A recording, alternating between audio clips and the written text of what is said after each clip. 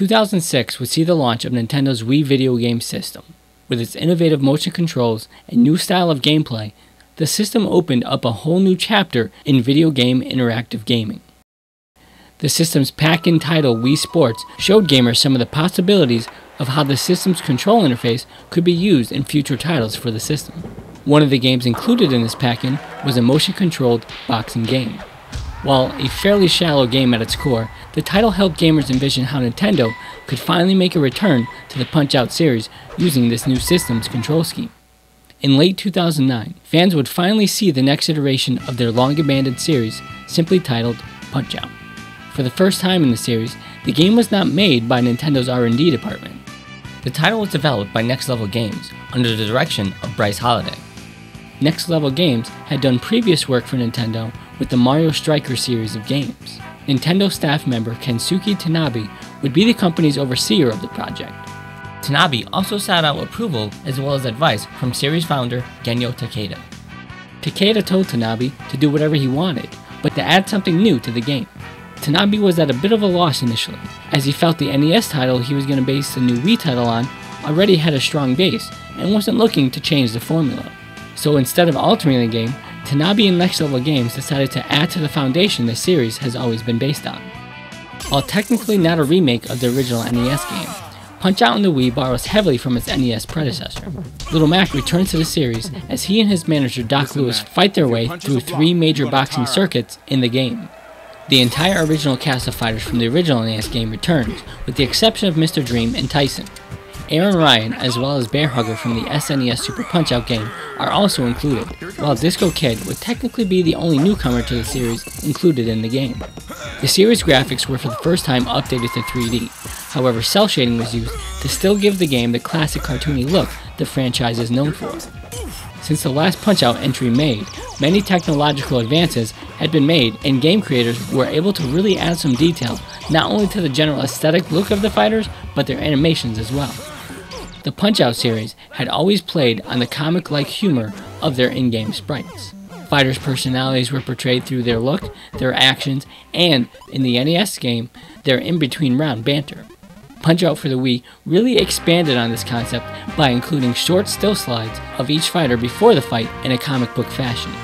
Opponents have a verbal animated intro right before the fight, as well as often talk smack to Mac during the fight. These additions were welcome and fairly comical. Players may recall that in the NES version of Punch-Out, players could see their opponent's battle damage during the in-between round portions of the game. This was carried over and updated in the Wii game, as not only were opponents' battle damage in between rounds, but they could also be seen battle damage during the actual fight. As homage to the NES between circuit cutscene, the game creators incorporated a full CG video of Mac and Doc training for the next circuit. The end of this video concludes with an updated look at the infamous Doc on a bike with Mac running scene. 3 different control schemes were able to be used in the game. Using the Wiimote as you would an NES pad is the standard way to play the game. The dodge and control layout is actually a little bit more similar to that of the SNES Punch-Out title, as ducking was done by just tapping down. Players could also use the motion control of the Wiimote and nunchuck to mimic punching actions. The thumbstick on the nunchuck was used the same way a digital pad was used on the Wiimote to dodge opponents' attacks.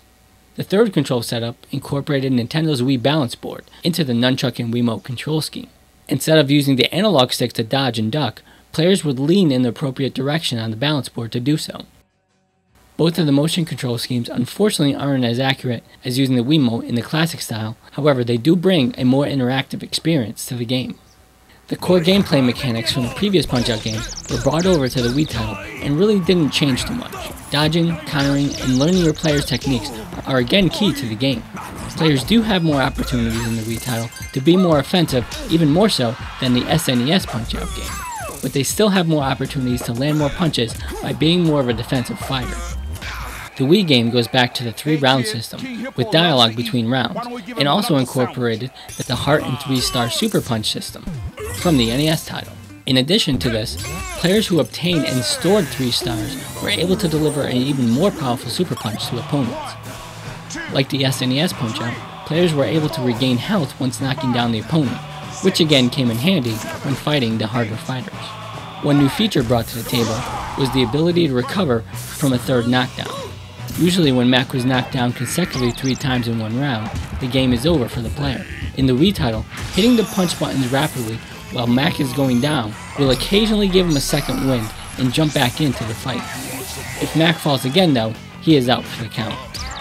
The final opponent in career mode is Mr. Sandin, who is more difficult than he was in any previous Punch-Out game. Once beaten, players can move to Title Defense mode, where they will go up against the same boxers, however they are harder and have compensated for the weaknesses. Also in this mode, you just might fight a new fighter who is hiding in the background during your first confrontation with Mr. Sandman. The title also for the first time in the series incorporated a 2-player head-to-head split-screen mode, where players can compete against each other. As an added bonus to this mode, players who consistently dodge their opponent's attacks can become Giga Mac, who is a raging Hulk-like version of Little Mac, who has the ability to deliver massive damage to his enemies. The game's music pays homage to that of the original NES game. All of the original NES game music was remade for the new game, but instead of just having one remixed version of the NES tracks, the music engineers recreated multiple versions of the iconic tunes. For example, the fighting song when played while fighting a character like Great Tiger has an Indian music style twist to it.